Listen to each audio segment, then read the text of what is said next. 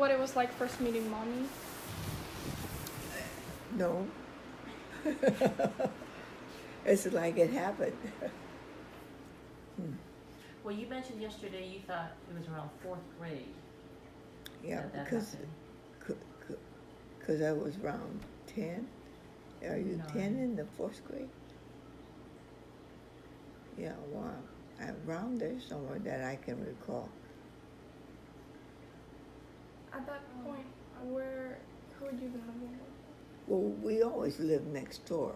We were in a four section flat building, and Mommy had the beautiful home on next door, but she had the lot in between too. So there was like her garden, I guess you'd call it a garden, and then the house. And for some reason they hadn't raised that house down or whatever. I guess the family just always lived there. What do you remember about the poorhouse? Well, because we didn't have very much. I remember I told you that my dad's mother lived with us, and I can remember her one time taking stale bread wherever she got it and steaming it soft enough so we could eat it, and that's what we ate. So that's why I think I was poor. Well, yeah, we lived in a flat, and it was the three of us, Jenny, me, well, Bertha was there, and I don't know where Irene was. She must have in the beginning been with us, but I don't recall, because she didn't move over or live with Mommy until she was in high school. So how did you meet mommy? Just She lived from being a next neighbor? door. Mhm. Yes. I just remember her one day asking me if I wanted a little sandwich. And I can remember her saying, "Would you like a little sandwich with a slice of boiled ham?" And of course I was hungry. So I said yes, and then I remember that was one of the first times she fed us. But how we kind of just moved in with her and spent the whole day there, I don't know how that really happened. All I can remember is that's what we did. And like I said, during the summertime, Mommy wanted to keep us busy, so she hired a tutor. Miss Patterson was another old maid spinster friend, but not quite as old as Mommy, but I would say close to her age. And we would spend the summer studying schoolwork. You said because of that you skipped a couple grades? Well, I guess I didn't know about it, but one summer, I guess Miss Patterson said, well, we could learn what you're going to study in the 5th grade. So I started learning my multiplication table. I can always remember that. And read I guess every grade had a book that they had to read. And I'd read those stories and then answer the question. And I would write about them because she'd make me write a little composition about what I read. And then I guess when it was time for me to graduate into the next grade, I didn't know this happened, but somehow after Mommy and my tutor, Miss Patterson, went to see the principal, I skipped. I went to the 6th grade.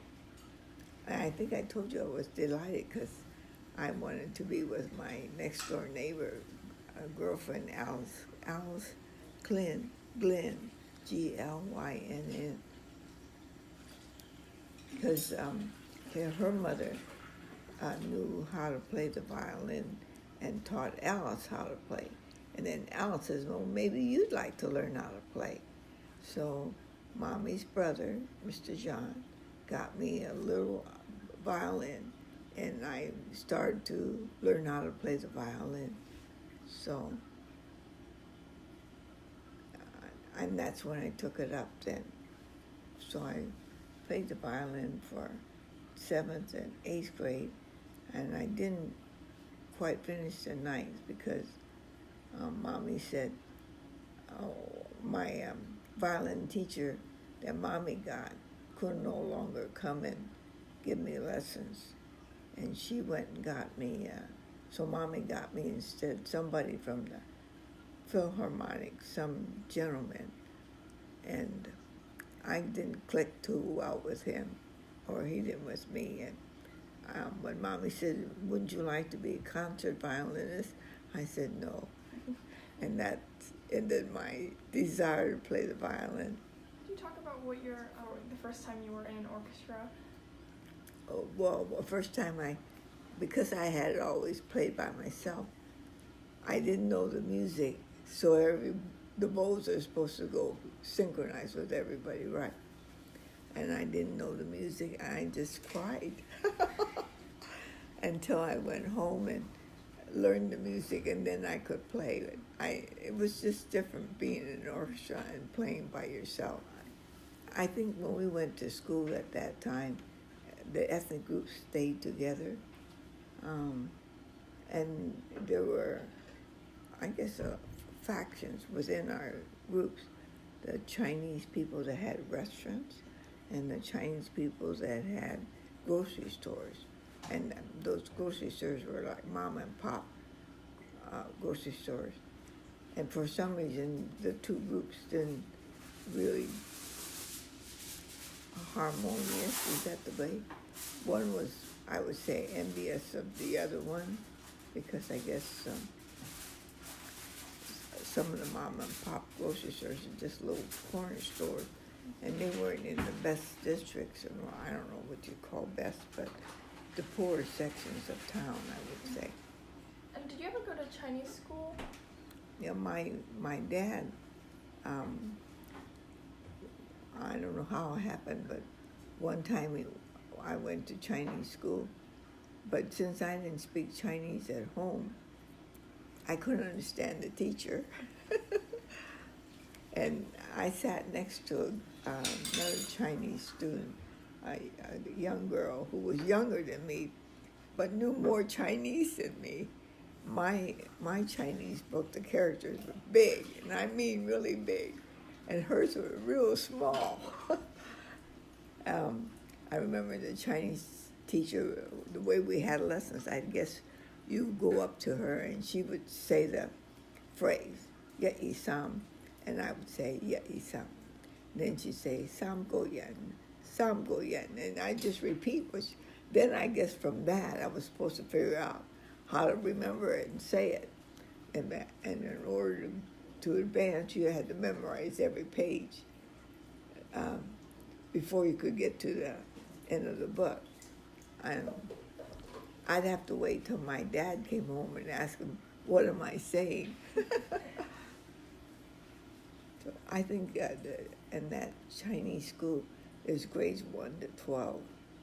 So I remember the older boys would always kind of tease the instructor. She wasn't a young person, but they kind of teased her, just like to get her dander up for some reason, because she had a back scratcher, and she used that to whap, your hands, I guess, if you didn't do what you're supposed to do. Can't remember. I didn't do that. Anyway, it was my dad that had to actually show me how to do the correct stroking, and then you memorize that procedure. Well, I only went that one couple times, and I think that's about it. So were you living with Mommy at that point? Or? Yeah, I was living with her. No, I wasn't living with her. I knew her at that point, but she lived next door. I remember Mommy taking us out. She would take us to the department store to buy us clothes. She took us Catalina Island. I always remember that. One year, or one summer, we must have spent a week there. Mommy came with us.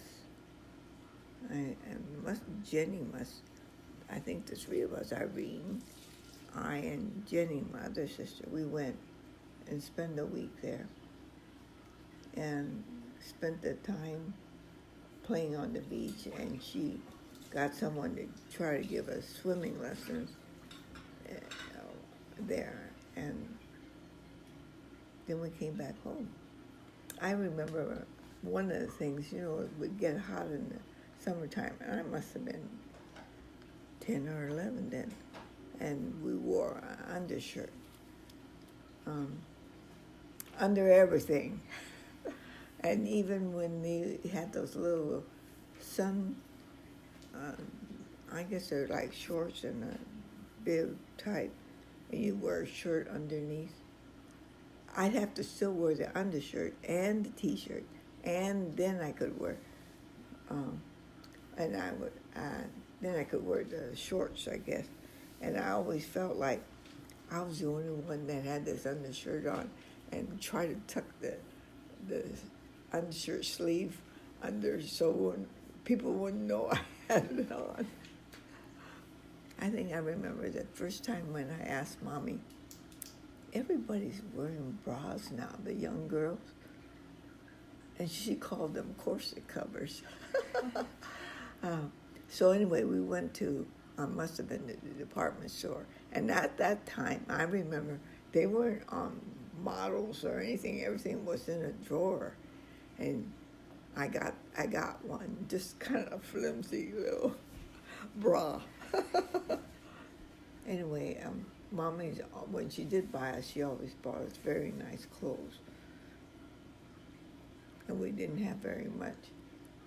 I think I told you I had 3 blouses and 2 skirts for that one week, and the next week I wore a suit with a little blouse, and then the next week wore the other 2 skirts again and 3 blouses. We used to play hide and seek, though. I always remember that. It was one of the games we played in the evenings with the neighborhood kids, or when we learned how to roller skate. Yeah, with those old, I don't know if you've seen them. You put your shoe would fit onto the roller skate.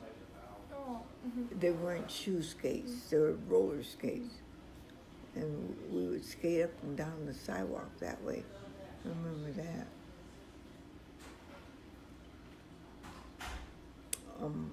One time I had asked Mommy for a baby buggy to put my dolls in, and by gum, I kept that until I got married.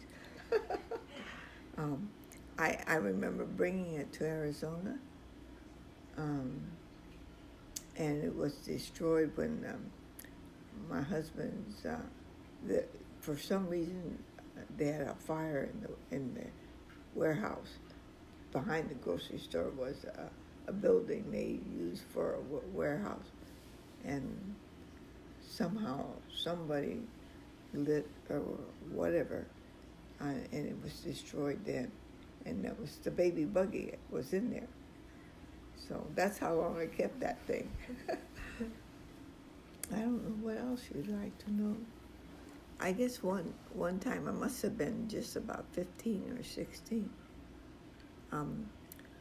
Mommy then let me go out on a date with young fellows, and there were Chinese people. I remember Chinese race. Well, anyway, I asked Mommy, could I get a little black dress to go out on a date? And she said, yeah, you're old enough. You can go down there by yourself and get something. So I went down to, and I remember it was Robinson's. That's a department store. And as I was looking through the rack, I was looking at size 12 and 14. The sales lady came up to me and said what I was looking for. And I said, oh, I'm looking for a little black dress to wear to a party. And she said, I think you need to be down here where size 6 and 8. And I said, oh no, Mommy always bought me size 12 to 14. And I said, and she said, well, let's try this size 6 down here. I said, okay. So I went into the dressing room, and I remember putting it on and then turning around when the sales lady came in and said to her, I don't have to fix this dress. And the reason was, I guess, cotton dress that Mommy let me have when I was going to high school, I had to fix because they were all too big in size. So I put up the waist, I remember, and I had to put up the hem. And I bet you the hem was like a 12 or 8-inch hemline, shorten it. And I was just surprised that I guess there are dresses that fit me. High school. Yeah, that was when I was in high school, just before I graduated, I think. When I went to, from high school, I went to junior college, LACC, and I wanted to, I guess I thought I should get some kind of experience. I decided to take up a secretarial major because I thought secretaries get married and school teachers are old maids. So I took up shorthand, bookkeeping, and typing. And I guess through LACC, LA City College, they had like an employment agency for temporary jobs. And you could always find something there. But whenever I went looking for a job, I ended up being a file clerk. And I said, gee, I could do better than being a file clerk. What happened to my shorthand and typing skills? But I never landed those jobs. I was the file clerk all the time. So then I decided, well, I think I need to do better than this. I'll go back to school and I'll teach this instead. So that's what I did. I decided to go for my 4-year teaching credential in business education. And I like the skill subjects, especially typing. That was my forte, I guess.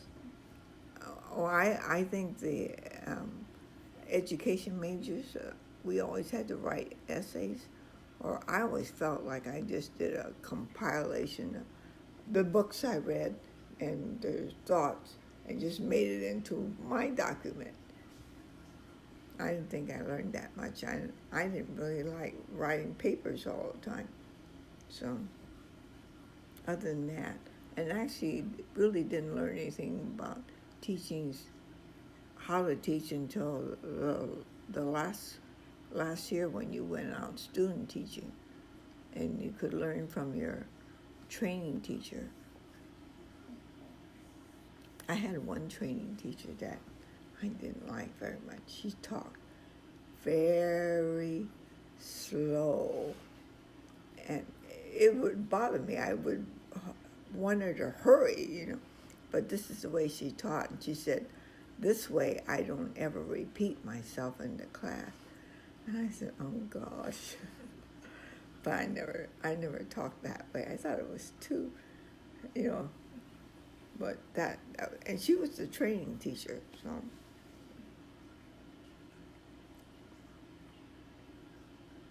Almost didn't get through that class because I know she and I got conflicted with that idea.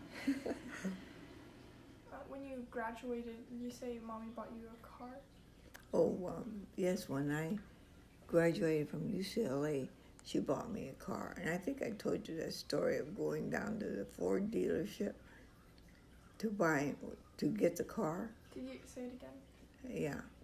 Well, I went with Mommy, and I can remember sitting in there. I selected the car. She said, the salesman showed me what was available, and I just kind of picked a middle price 2-door Ford. I know it was 2-door Ford because you had to push the seat forward to get into the back. A stick shift. Well, no, yes, I guess that's what you call it, a shift. It wasn't an automatic one. And we sat down, remember, with the salesman, and I think the price was, seems to me, $3,200. And first thing I said to the salesman, don't we get a discount? Because Mommy was paying full cash for this car. And Mommy said to me, Margie, be quiet. He's got to earn a living too. I said, oh, okay. But I thought we needed a discount because, gee whiz, that was a lot of money to me. And I guess it was. But that was the little car I had when I graduated from UCLA. So, what was she like with your sisters? Well, Mommy, for some reason, favored Irene, my younger sister, more. But I don't know, maybe because, Mommy taught us how to wash and iron and clean house, I guess. Because during the summers, I think I told you, we had her big home. I had the living room dusting and carpet sweeping, and Jenny, my sister, older sister, had the dining room. She had to dust the chairs, and the Mommy had tea sets, if I remember, sitting on the console. And then we did that every day. And then with Irene only had the hallway, and the hallway just had one bench, and that was it. I thought she got the easy one. I can remember Mommy saying when I started to date, it didn't occur to me, must have been kind of intimidating for the boyfriends I would bring in, to meet her. And I always remember the one that she said to my husband, my then boyfriend, Jack, Margie doesn't go out with anybody who smokes or drinks. But my husband, Jack, he smoked, but he said, no, ma'am, I don't. Anyway, Mommy gave me the lovely wedding. She paid for it all, or for the lovely reception and the wedding gown. And I always remember my wedding gown. I got it at Saks Fifth Avenue. And it was a designer one, Priscilla of Boston. I wonder why you spend so much money on a gown. You only wear 2 hours, 3 hours, and that's it. And the way I went to college, I think she always put so much money in my checking account. That was the way I paid for it, because I didn't work. I never took babysitting jobs or anything. I tried it once in college, and I'm not the babysitter type. I remember the kids. It was 2 boys, I think. They whoever hires you picks you up and takes you to their house. And I went there, and the kids went off to bed, and I sat there. But when the owner came back at night from the outing, I guess, I was sound asleep too. And he didn't like that. So that ended that. I was just sitting in the chair sound asleep. I didn't go to bed or anything, but that's what I did.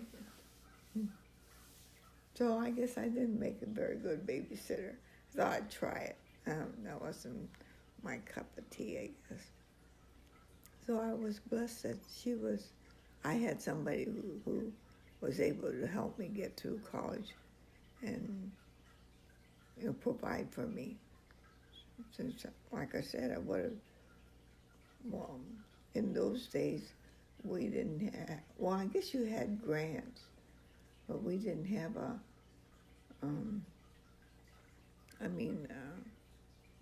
maybe people went on scholarships. I don't know. I always thought for those who could afford it went to college then. So you went to UCLA? Mm-hmm.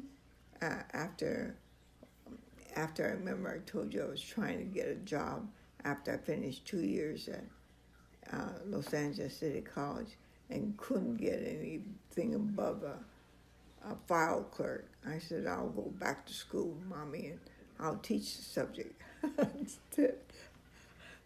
I don't know why I thought that would be better. So then I transferred, I guess, to UCLA, and they accepted me. And at that time, it seemed like it was easy to get in. I don't recall having the problems you guys have today. Did you dorm at UCLA? Yeah, I stayed at the Y. It was a co-op. YWCA. They had a home right across the street from the campus. And at that time, UCLA only had one resident hall for women. I guess that's how small the college was then. Maybe they didn't have as many student population. I don't know. Or you belonged to a sorority or a fraternity, or they had a lot of other co-ops where, co-op is the type where you work to maintain your home. And at the time where at the Y, I guess I worked in the kitchen. I became the plan the meals, what you're going to have for breakfast and what you have for dinner. And then if you got elected to they had officers of their group, then you didn't have to work. So I got a job as the corresponding secretary. So I got out of that one. And I think I was there for 2 years. Yeah, 2 years until I graduated. And then I decided I'd live in I guess you could live in you could rent a room in some home nearby and still go to school. And so one of the girls at the Y told me about this one lady that would like to have a student stay at her house, and the only thing I had to do was babysit for her one child when they went out, and that was it. Otherwise, I didn't eat there. I just had a room there, and of course, by then I had my little Ford, so I went back and forth to school. And I probably spent the whole day at UCLA, and then came back home. And I don't recall ever eating at her house. So I said to myself, where did I eat? Because I think about it now. I don't know. I guess it wasn't important to remember. Must have eaten somewhere. Got at restaurants or in the school cafeteria? Might have. I don't recall. I don't recall ever going to UCLA cafeteria at all. I don't know.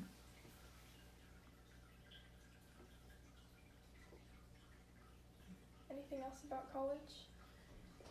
Oh, I used to go to football games. At that time, you pay your tuition, you were given the football tickets for every game. You just had to go pick them up, I think. And so if you wanted to go, you had a ticket. Now, if you wanted to go with a friend, or you knew a friend that wasn't going, you could ask for their ticket, and then they could go with you. So I guess somehow I managed to get some tickets from somebody that wasn't going. Most of the time, those that didn't go were the medical degree majors.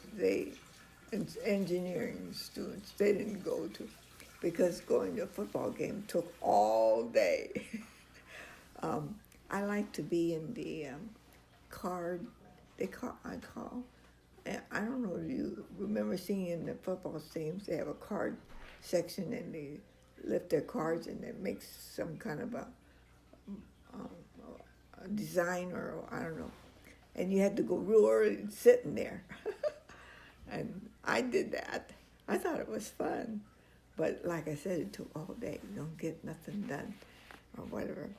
And so I remember one year I was having trouble with accounting, and it was the last year, and I think they do more um, analyzing or trying to figure out how your finances work. Anyway, it was hard. It was hard for me, and I got a D in it, and I said, oops. I had to change it. I didn't have a higher grade in another class to bring my D up. So I said, I guess I can't go to a football game. I need to study more and try to raise my grade up. So that's what I did. I didn't go to many more football games. I really had to work on my studies. And I still think I got a D in there, but I had another high grade in another class, like a B, that offset it and kept me from being on probation. Oh well, one of those things. I think that's all I did in college. I didn't do anything else. But it was fun. I enjoyed those football games while I went. Thank you for listening. Mm-hmm.